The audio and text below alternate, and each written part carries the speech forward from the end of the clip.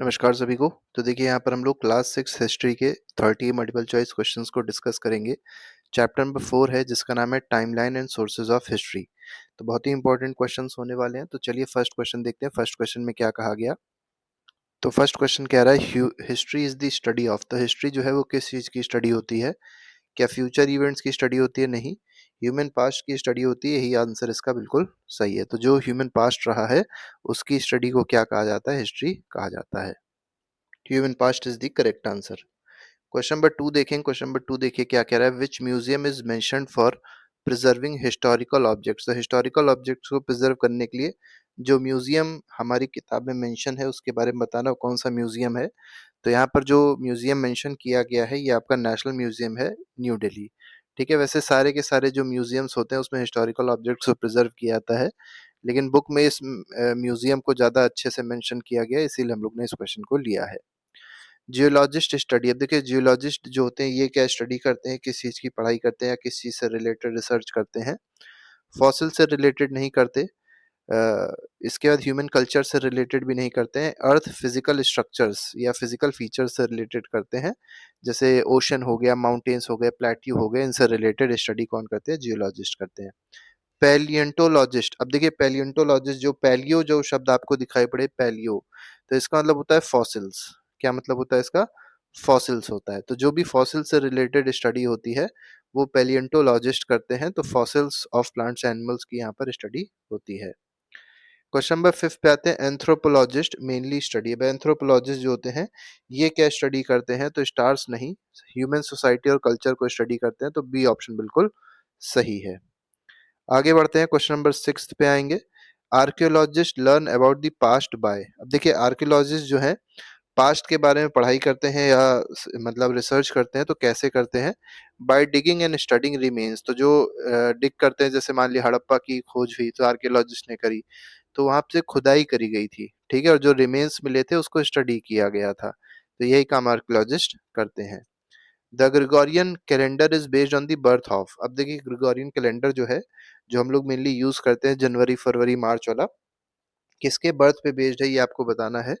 गौतम बुद्ध गलत है, प्रॉफिट मोहम्मद भी गलत है, Jesus Christ is the correct answer. तो क्रिश्चियनिटी का कैलेंडर है ये, इसी को ग्रिगोरियन कैलेंडर भी कहा जाता है।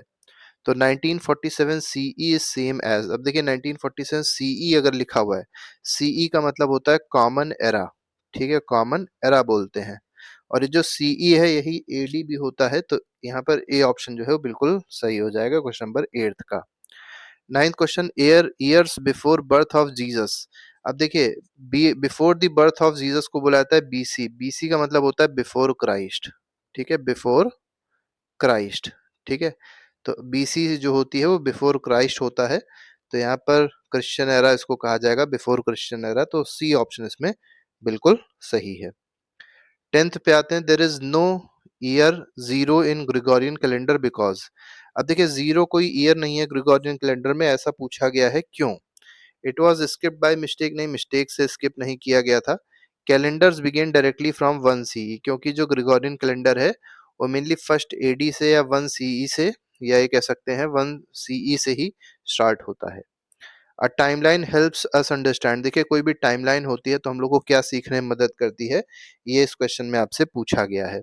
वेदर नहीं, ऑर्डर ऑफ हिस्टोरिकल इवेंट्स। तो कौन सा हिस्टोरिकल इवेंट कब हुआ है ये टाइमलाइन से हम लोग को पता चलता है। 12th question. The number of years between 2 BC and 2 CE. अब देखिए 2 बीसी और 2 सीई के बीच में जो नंबर ऑफ ईयर्स हैं वो कितने हैं ये बताना है हम लोग को। तो देखिए बीच में पूछे गए हैं ना, तो बीच में पूछे आएंगे इसका मतलब 2 होगा, 2 पहले हो जाएगा, फिर मान लीजिए 1 हो जाएगा, फिर अगला भी 1 हो जाएगा। क्योंकि दोनों के बीच में है तो यहाँ पर 3 आएगा। 4 ना कर दिएगा वरना गलत हो जाएगा। ठीक है, आगे बढ़ते हैं। The century means a period of. अब सेंचुरी का मतलब क्या होता है ये बताना है आपको। तो सेंचुरी का मतलब होता है 100 ईयर्स, आपको पता ही होगा। जिसे कोई सेंचुरी मारता है तो कहते हैं 100 रन बनाया उसने।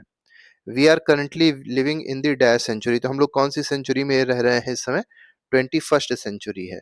अब जैसे 2100 ईयर आ जाएगा 2100, तो वो 22nd सेंचुरी लग जाएगी। ठीक है, अब millennium is a period of. अब देखिए मिलेनियम जो होता है ये कितने वर्षों का पीरियड है?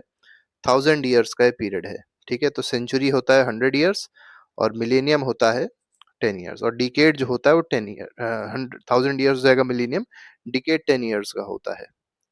Sources that provide information about past are called. अब देखिए जो पास्ट के बारे में इंफॉर्मेशन प्रोवाइड करते हैं ऐसे सोर्सेज को क्या कहते हैं, सोर्सेज ऑफ हिस्ट्री कहते हैं। तो सी ऑप्शन बिल्कुल सही है।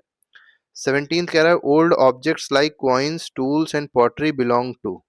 अब देखिए ओल्ड ऑब्जेक्ट जैसे कॉइन हो गए, टूल हो गए, पॉटरी हो गई, तो ये किस चीज से बिलोंग करती है पूछा गया है, तो ये सब के सब क्या है, आर्कियोलॉजिकल सोर्सेज हैं। तो बी ऑप्शन बिल्कुल सही है। क्वेश्चन नंबर 18 पे आते हैं। मैन्युस्क्रिप्ट हो गए, पोएम्स हो गई, हिस्टोरिकल टेक्स्ट हो गए, ये किस चीज से बिलोंग करते हैं? तो देखिए यहाँ पर पढ़ाई लिखाई की चीजें हैं, तो इसको क्या कहेंगे, लिटरेरी सोर्सेस कहेंगे मेनली। ठीक है, तो यहाँ पर अगर देखा जाए तो ए ऑप्शन जो है वो सही हो जाएगा। तो लिटरेरी सोर्सेज में आपके पास मैन्युस्क्रिप्ट्स भी आ जाएंगे, पोएम्स भी आ जाएंगे, हिस्टोरिकल टेक्स्ट भी आ जाएंगे। ठीक है, सब कुछ आ जाएगा इसमें। अब मैन्युस्क्रिप्ट में जैसे ऋग्वेद है, ठीक है, तो ये सब भी आ जाएंगे। हिस्टोरिकल टेक्स्ट में अगर आप देखेंगे तो मतलब जो उनका है विष्णुगुप्त का, या जिसको चाणक्य कहते हैं, उन्होंने जो अर्थशास्त्र लिखे वो भी आ जाएंगे। ठीक है, पोएम्स, कलहन की पोएम्स आ जाएंगी, तो बहुत कुछ आ सकता है इसमें। Rock paintings, sculptures and statues are. अब देखिए रॉक पेंटिंग की बात करी जाए, स्कल्पचर की बात करी जाए, स्टैचू की बात करी जाए, तो ये सब क्या होते हैं, तो ये सब आर्टिस्टिक सोर्सेज हैं। ठीक है, जैसे रॉक पेंटिंग कहीं पाई गई, कुछ स्कल्पचर पाए गए, जैसे मान लिया बुद्ध बुद्ध का स्कल्पचर पाया गया, बुद्ध के स्टैचूज पाए गए। ठीक है, भीमबेटका की रॉक पेंटिंग्स पाई गई, तो ये आर्टिस्टिक सोर्सेज में इंक्लूड होते हैं।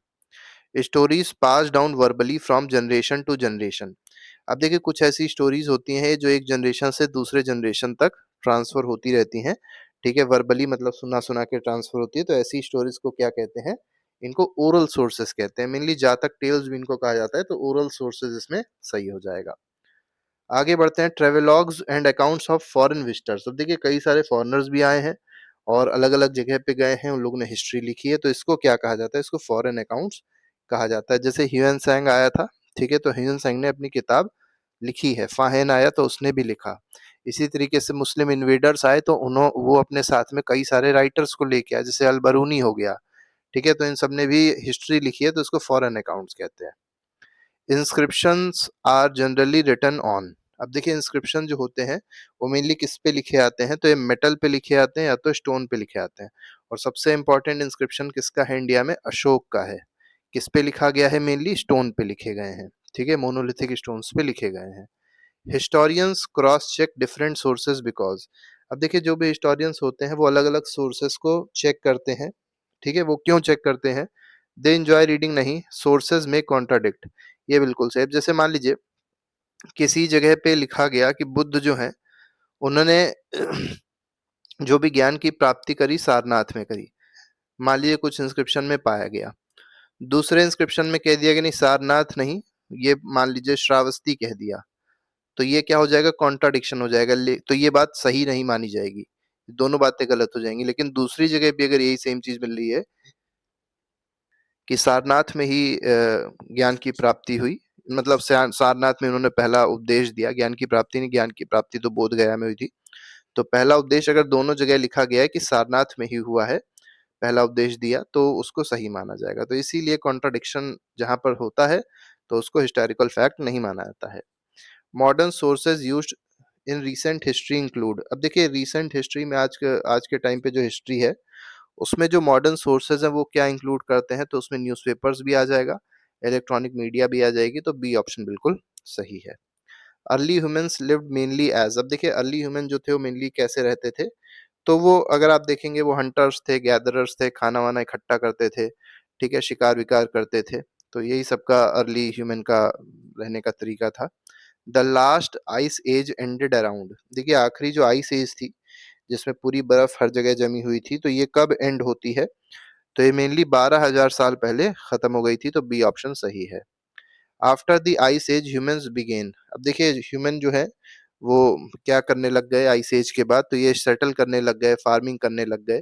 सी ऑप्शन बिल्कुल सही है, क्योंकि आपको पता होगा जब आइस होगी तो लैंड पे कोई भी चीज उगाना आसान नहीं होगा। आगे बढ़ते हैं। Question number 20, domestication of animals begin when human. अब यहाँ पर पूछा गया है कि डोमेस्टिकेशन ऑफ एनिमल जो है ये कब स्टार्ट हो गया था। ठीक है, ये कब स्टार्ट हुआ इसके बारे में आपको बताना है। व्हेन ह्यूमन यहाँ पर आपको मतलब स्टेटमेंट टाइप का दिया गया है। तो डोमेस्टिकेशन ऑफ एनिमल्स स्टार्ट हुआ जब ह्यूमन ने फार्मिंग स्टार्ट कर दी। तो जब खेती-बाड़ी स्टार्ट करा तो उसने ये डोमेस्टिकेशन ऑफ ह्यूमन वेल्थ मतलब एनिमल भी स्टार्ट कर दिया, ठीक है? आगे बढ़ते हैं। Early human made ornaments mainly from. अब देखिए ऑर्नामेंट्स कैसे बनाए थे अर्ली ह्यूमन ने? स्टोन से बनाए, शेल से बनाए, टीथ से बनाए, यही सही है। तो पहले कोई वैसा तो होता नहीं था कि गोल्ड मिल जाए, सिल्वर मिल जाए, तो ऑर्नामेंट्स के लिए क्या करते थे? स्टोन से हो गए, शेल से हो गए, टीथ से हो गए, इन्हीं सब से ऑर्नामेंट्स बन जाते थे पहले। Rock shelters and caves were used by early human mainly for. अब देखिए रॉक शेल्टर्स और केव को क्यों यूज किया जाता था पहले? तो मेनली ये शेल्टर प्रोवाइड करते थे और यहाँ पे लोग सेफ्टी से रहते थे। ठीक है, तो सी ऑप्शन बिल्कुल सही है। और बहुत इंपॉर्टेंट केव यहाँ पर इंडिया में देखने को मिलती है, भीम बेटका केव जिसको कहा जाता है। और यहाँ पे रॉक कट पेंटिंग्स भी देखने को मिली है, जो कहा जाता है कि विश्व में one of the oldest, TINGS, one of the oldest paintings हैं ये। ठीक है, भीम बेटका की जो पेंटिंग्स हैं, केव पेंटिंग्स, वो बहुत ही पुरानी है। तो रॉक शेल्टर्स में लोग रहते थे, केव्स में लोग रहते थे, जिससे बचे रहें, जो भी हार्श क्लाइमेट होता था उससे बचे रहें, कभी पानी बहुत ज़्यादा बढ़ जाता था उससे बचे रहते थे, एनिमल के अटैक से बचे रहते थे। तो बहुत सारी चीज़ें थी जो इनको सेफ्टी प्रोवाइड करती थी। तो चलिए आप लोग कमेंट बॉक्स में बताइएगा कि जो भीमबेटका है ये कहाँ, किस स्टेट में लोकेटेड है? और सभी लोग अपने 30 आउट मतलब जो मार्क्स आए 30 में से, वो टोटल बताइएगा कितने मार्क्स आपके आउट ऑफ 30 आ रहे हैं। तो अभी के लिए फिलहाल नहीं, और बाकी के जो एमसीक्यूज हैं वो प्लेलिस्ट में लगाए गए हैं, जिसको आप जाके देख सकते हो, अपना रिविजन अच्छे से कर सकते हैं। अभी के लिए फिलहाल नहीं। Thank you very much, good bye, जय हिंद।